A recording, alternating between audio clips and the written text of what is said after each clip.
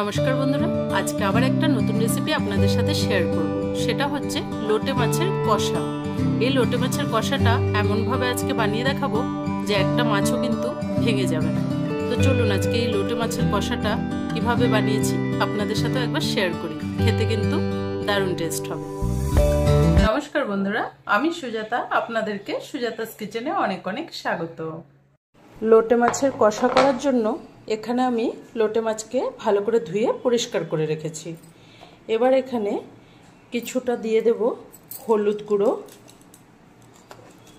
কিছুটা দিয়ে দেব নুন, আর দেব অল্প করে সর্ষের তেল। লোটে মাছটাকে ভালো করে মেখে নিতে হবে।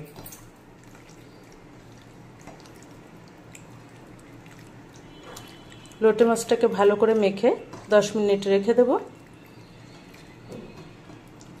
লোটে মাছটা ভালো করে মাখা হয়ে গেছে, এবার রান্নাটা শুরু করব। প্রথমে কড়াইয়ে অল্প করে তেল দিয়ে দেব। তেলটা ভালো করে গরম হয়ে গেছে, এখানে আমি সামান্য নুন দিয়ে দেব, অল্প করে হলুদ গুঁড়ো দিয়ে দিলাম। এখানে আমি ছোট বেগুনগুলো 3টে বেগুনকে ঠিক এভাবে কেটে নিয়েছি। এবার বেগুনগুলো ভেজে নেব।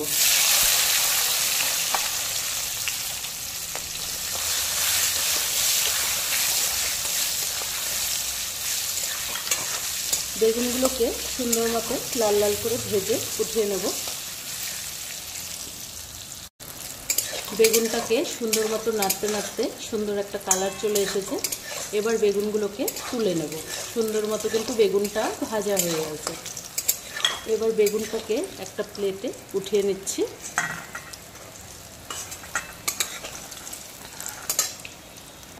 বেগুন ভাজার ওই তেলের মধ্যে দিয়ে দেব অল্প করে কালো জিরে ফোড়ন, দিয়ে দেব একটা বড় সাইজের পেঁয়াজ ভালো করে কুচিয়ে রেখেছিলাম, সাথে দিয়ে দেব বেশ কিছুটা কাঁচা লঙ্কা কুচি।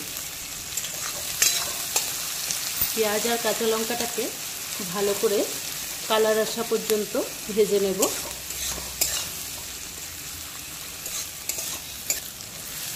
পেঁয়াজটাকে সুন্দর মতো কিন্তু ভাজতে হবে। পেঁয়াজের যেন একটা হালকা ব্রাউন কালার আসা পর্যন্ত ভালো করে ভেজে নিয়েছি। আরও 1 মিনিটের মতো ভাজবো।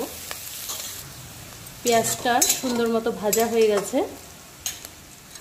এবার এখানে দিয়ে দেব 1 চামচ আদা বাটা, দিয়ে দেব হাফ চামচের মতো রসুন বাটা।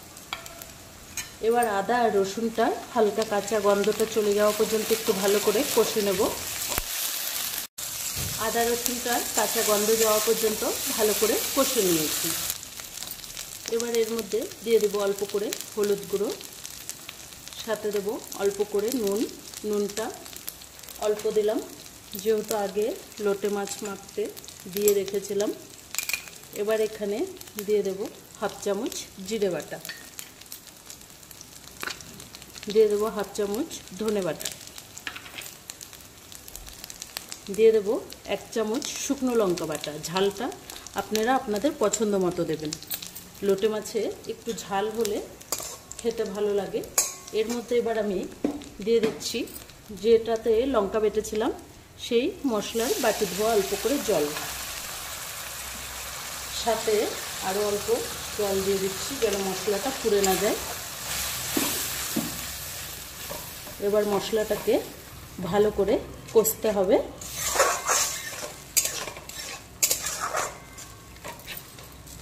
মশলাটাকে একটু ঢাকা দিয়ে কিছুক্ষণ কষে নেব।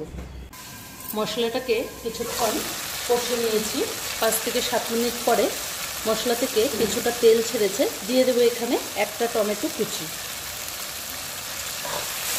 এবার টমেটোটা ভালো করে গলে যাওয়া পর্যন্ত আরও কিছুক্ষণ মশলাটাকে সুন্দর মতো কষতে থাকবো। গ্যাসের আঁচটাকে লো টু মিডিয়াম করে রেখেছি। আবার 2 থেকে 4 মিনিট ঢাকা দিয়ে সুন্দর মতো কষে নেব। 3-4 মিনিট ভালো করে ঢেকে রেখেছিলাম। মশলাটা সুন্দর মতো কষা হয়ে গেছে। মশলাটার থেকে সুন্দর মতো তেলটাও ছেড়ে গেছে। এবার ঢাকা ছাড়া 1 মিনিটের মতো ভালো করে নেড়ে চেড়ে কষিয়ে নেব। মশলাটা সুন্দর মতো 1 মিনিট কষা হয়ে গেছে, টমেটো থেকে ধরে সব কিছু কিন্তু সুন্দর মতো গলে গেছে। তো মশলাটা ভালো মতো কষার পরে এবার আমি এখানে দিয়ে দেব আগে থেকে মেখে রাখা লোটে মাছটা। মাছটা দিয়ে মশলার সাথে সুন্দর মতো হালকা করে উল্টে পাল্টে নেড়ে দিতে হবে।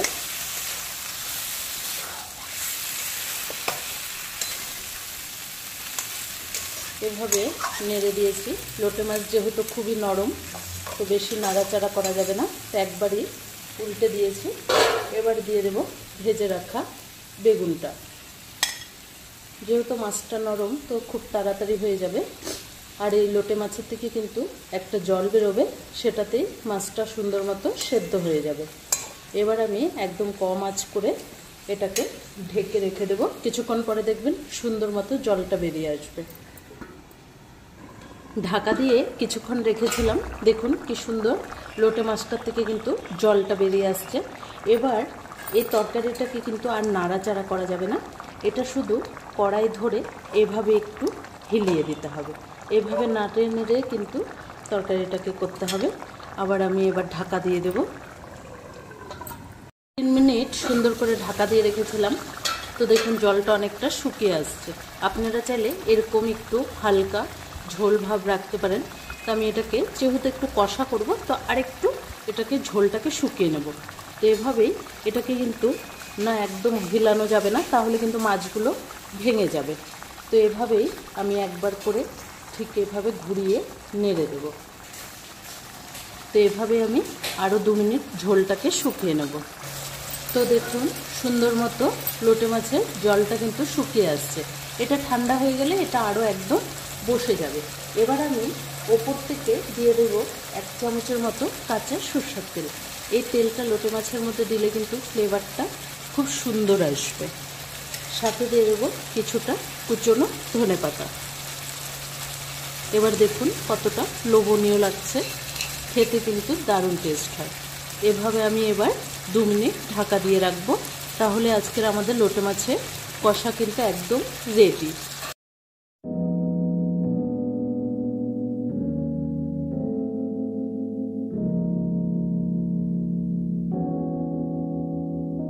তো আজকের এই লোটে মাছের কষা রেসিপিটি আপনাদের কেমন লেগেছে কমেন্ট করে জানাবেন। যদি ভালো লাগে চ্যানেলটাকে একটা লাইক দিয়ে অনেক অনেক শেয়ার করে দেবেন। ধন্যবাদ।